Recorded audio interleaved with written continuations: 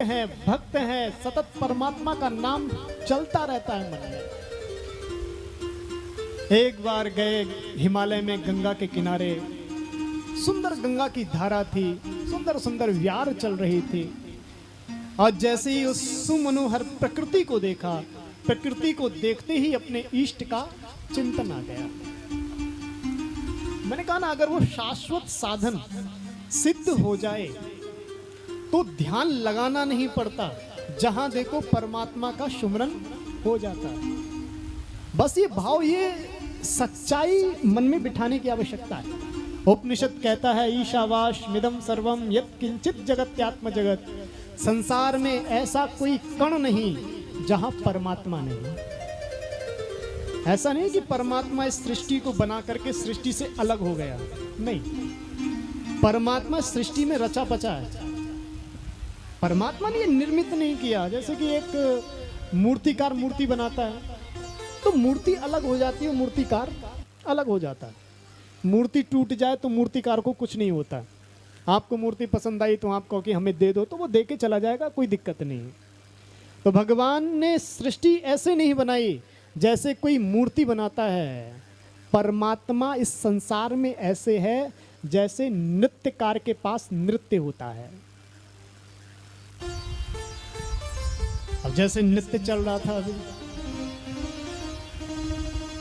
इधर का नहीं, नृत्य देखने तो इधर का काबिल था जो इधर नृत्य चल रहा था। तो नृत्य बढ़िया था। अब हम ये कहे, भैया नृत्य बड़ा अच्छा है आपका, नाचते बहुत अच्छा हो, ऐसा करो अपना नृत्य ही छोड़ दो, आप चले जाओ। तो ऐसा हो सकता है? भैया जब तक नृत्यकार है तभी नृत्य है।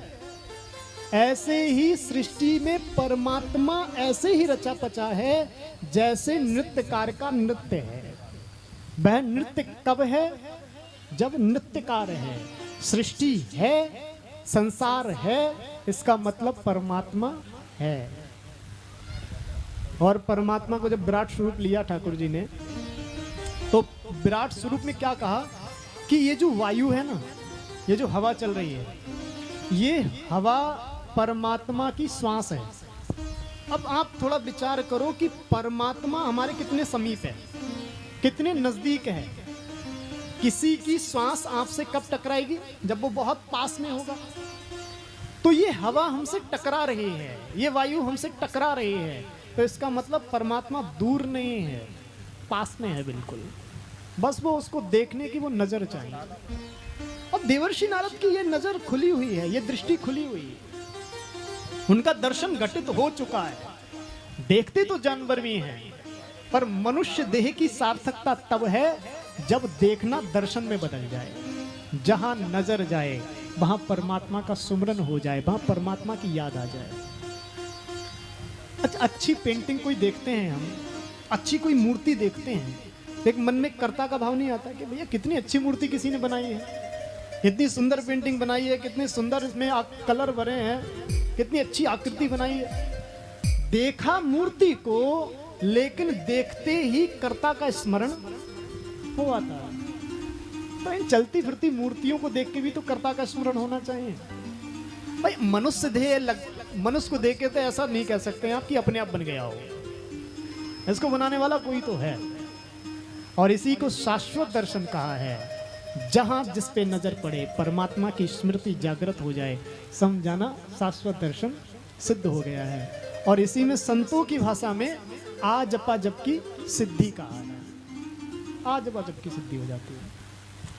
देवर्षि नारद ने जैसे ही कलकल करती उस गंगा की धारा को देखा, सुंदर सुंदर वृक्षों को देखा, पक्षियों की चहचहाहट देखी, चहचहाहट सुनी, और चहचहाहट सुनते ही परमात्मा का स्मरण आ गया।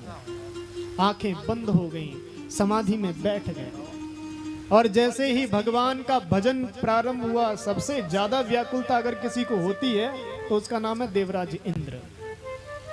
कोई भजन कर ले, कोई तप कर ले, इसके सिंहासन के बोल्ट हमेशा ढीले रहते हैं। उसने ऐसी तपस्या की कि उनका सिंहासन हिल गया। अब देखो, अमृत पी रखा है, देवताओं ने अमृत पी रखा है, लेकिन फिर भी भयभीत बने हुए हैं। अमृत को तो प्राप्त हो गए, लेकिन भय समाप्त नहीं हो पाया। तो ये बात तो स्पष्ट हो गई कि अमृत पीने से भले ही आप अमर हो जाओ, लेकिन विचार करो कि भय समाप्त हो जाए तो ये संभव नहीं है। भय समाप्त होगा तो कैसे? तो कहा उसकी एक औषधि है, एक अमृत है, उसका नाम है कथा अमृत। भय समाप्त करने के लिए कथा है। हमारा अध्यात्म भीरू होना नहीं सिखाता, हमारा अध्यात्म डरना नहीं सिखाता, हमारा अध्यात्म निडर होना सिखाता है। भक्त मीरा, अरे उस भक्ति का ही तो बल था, आ गया था नहर, सब गांव के लोग भागने लगे, लेकिन मीरा आई, जो माला ठाकुर जी के गले में डालनी थी वो माला उस भूखे नहर के गले में डाल दी कि मेरा परमात्मा आया है, मेरा कृष्ण आया है। तो आध्यात्म भीरू होना नहीं सिखाता, ये भीरू है।